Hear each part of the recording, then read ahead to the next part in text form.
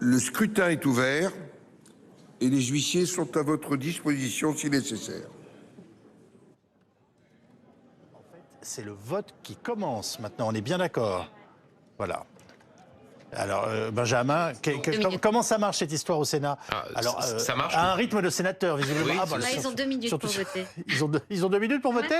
Oui. Donc, pas vrai. Là, pour être très précis, donc, le vote va avoir lieu. Ils doivent avoir un boîtier comme. J'espère bien qu'ils ont un boîtier parce que. Oui. Si le vote, si le projet de loi constitutionnelle est adopté, ça veut donc dire que. Dans les mêmes termes, l'Assemblée nationale et le Sénat se sont prononcés sur l'inscription d'une liberté garantie pour l'IVG. Et ça veut donc dire que la semaine prochaine, vraisemblablement lundi ou mardi, plutôt lundi, le président de la République réunira en congrès tous les parlementaires, députés et sénateurs. Et si les 3/5 des parlementaires votent en faveur du projet de loi constitutionnelle, ça veut donc dire que la Constitution sera réformée. J'insiste, on est quand même en train de vivre en direct en ce moment même, et dans ces secondes qui s'écoulent, un moment historique dans la vie du pays. Vous le vivez comme ça, vous aussi? Ah oui, là, moi, je fais bonne figure, mais je suis stressée. J'attends, j'ai le regard vissé sur l'écran, bien sûr. Donc, ce qui est extraordinaire, ce sont les allers-retours du président du Sénat. Alors, le scrutin est clos, apparemment.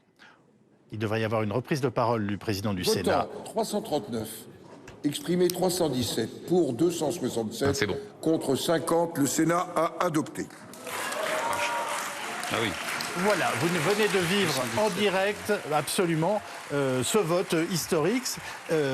C'est adopté largement, là, Karl Meus. Ah oui, il faudra voir dans le détail. Donc la droite et le centre ont mêlé leur voix ou celle de la gauche.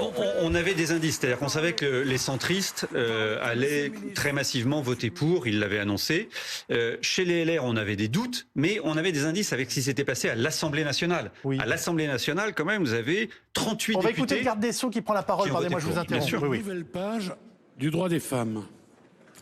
Ce vote est historique. Nous serons le premier pays au monde à inscrire dans la Constitution cette liberté pour les femmes de disposer de leur corps. Ce vote, au fond, redit à ceux qui ne le sauraient pas encore que les femmes de notre pays sont libres.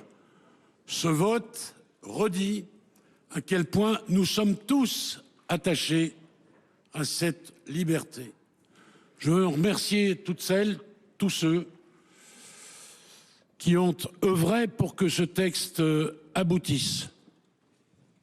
Enfin, ce texte a été voté. Mesdames, Messieurs les sénateurs, rendez-vous au Congrès.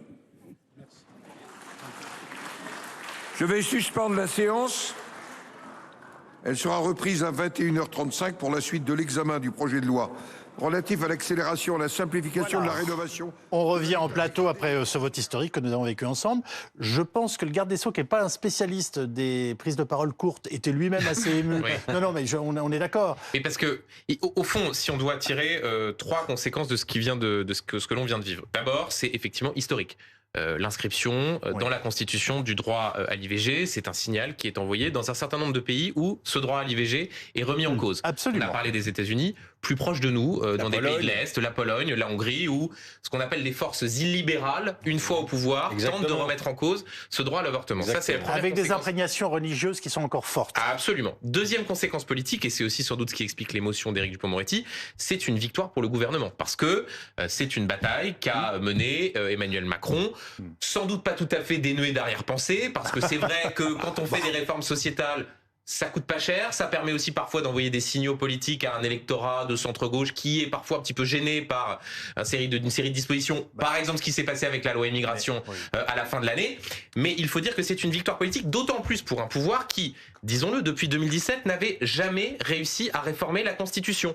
Toutes les réformes institutionnelles qui étaient promises, notamment celles dans le premier mandat, avaient été balayées par l'affaire Benalla. Ce qui va se passer là, c'est concrètement, vraisemblablement la semaine prochaine, un congrès va se réunir, il y aura sans problème problème, 3/5 des parlementaires, et donc là, l'IVG sera inscrit dans la Constitution. Et troisième commentaire. Et lundi à Versailles, qu'est-ce qui se prépare, Benjamin? Ah bah c'est vraisemblablement ça, lundi ou mardi, ça veut dire que vous avez tous les parlementaires, députés, sénateurs, qui viennent, qui passent la journée, et si les 3/5 votent pour, la Constitution est réformée. Et troisième commentaire, malgré tout, vous m'interrogez tout à l'heure sur Gérard Larcher, rappelons que c'est un Sénat à majorité de droite qui vient de voter ce texte, un Sénat où les principaux leaders, Gérard Larcher s'était dit opposé à l'inscription de l'IVG dans la Constitution, où Bruno Retailleau, le président des sénateurs les Républicains, s'y était dit opposé.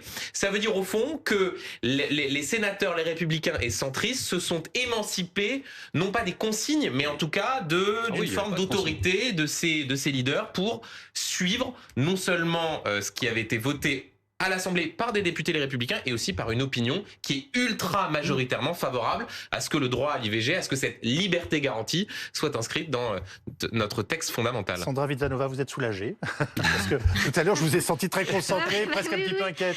Oui, évidemment, on attend ça quand même avec beaucoup d'impatience depuis plusieurs mois. Oui, je suis soulagée, je suis émue, puis je suis fière effectivement qu'on soit le premier pays à le faire, et je pense que ça envoie aussi un signal à toutes les femmes dans les pays où les droits sont en régression de lâcher pas, on est là, on lutte, on continue.